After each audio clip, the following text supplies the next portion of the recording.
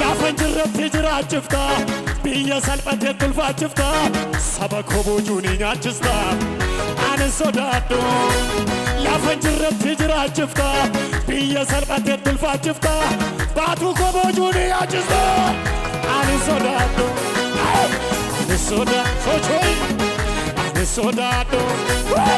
ani sodaadhu ani sodaadhu ani sodaadhu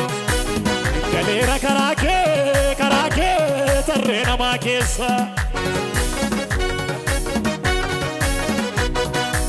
seeneera karaa kee tarree namaa keessa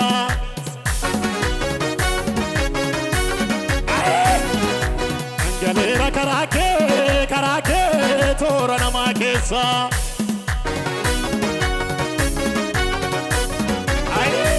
seeneera karaa kee tarree namaa keessa